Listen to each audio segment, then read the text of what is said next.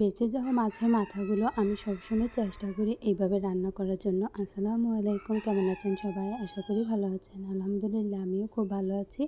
এইখানে আমি 2টা মাছের মাথা নিয়েছি। এখন আমি রান্নার জন্য একটি কড়াইতে তেল দিয়ে দিব।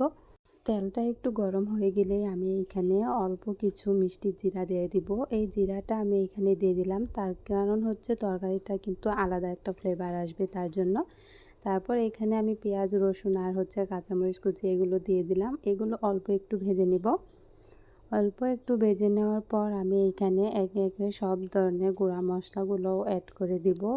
পেঁয়াজ, রসুন আর কাঁচামরিচগুলো একটু সময় ধরে নিয়ে ভাজতে হবে, যাতে করে পেঁয়াজ রসুনের কালারটা একটু হালকা বাদামি আসে।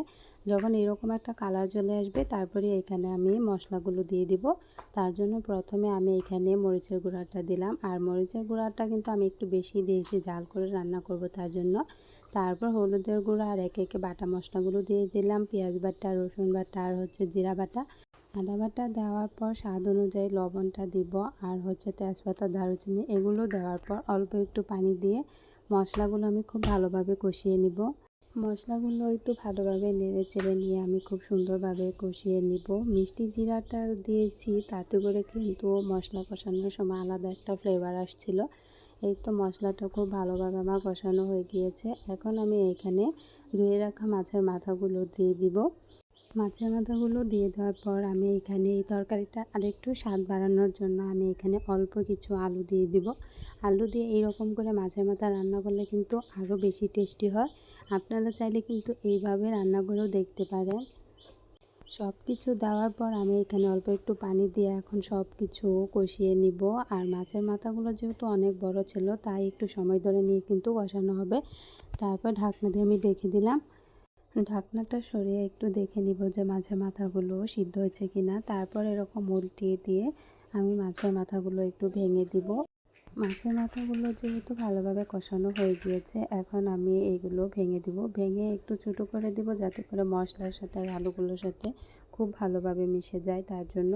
আর বড় মাছের মাথা যেহেতু তেমন একটা কিন্তু কাটা নেই, আর কাটা যেগুলো ছিল সবগুলো কিন্তু অনেক বড় বড়। তারপর মশলাগুলোর সাথে কষানোর জন্য আমি আবারও ঢাকনা দিয়ে ঢেকে দিলাম। এই তো খুব ভালোভাবে কষানো হয়ে গিয়েছে। এখন আমি আবারও একটু কষানোর জন্য পানি দিয়ে দিব। আর এখন বেশি একটা পানি দিব না, অল্পই পানি দিয়েছি। তারপর আমি এখন ঢাকনা দিয়ে ঢেকে দিব রান্নাটা শেষ হওয়া পর্যন্ত। আর বড় মাছের মাথাগুলো যারা একদমই খেতে চায় না, তারা কিন্তু এইভাবে রান্না করে বাসায় খেতে পারেন। এই তো রান্নাটা প্রায় আমার হয়ে এসেছে। এখন আমি আবারও একটু নেড়েচেড়ে দেখছিলাম যে ঝোলের পরিমাণটা কতটুকু আছে। ঝোলের পরিমাণটা একদমই ঠিকঠাক আছে। এখন আমি তরকারিটা নামিয়ে নিব। আলু দিয়ে মাছের মাথাটা কিন্তু আমার রান্না একদমই কমপ্লিট হয়ে গিয়েছে। দেখতে ঠিক এরকমটা হয়েছে। ভিডিওটি ভালো লেগে থাকলে অবশ্যই একটি লাইক, কমেন্ট ও শেয়ার করে জানাবেন। আর এরকম ভিডিও পেতে আমার চ্যানেলটি সাবস্ক্রাইব করে আমার পাশে থাকবেন। আল্লাহ হাফেজ।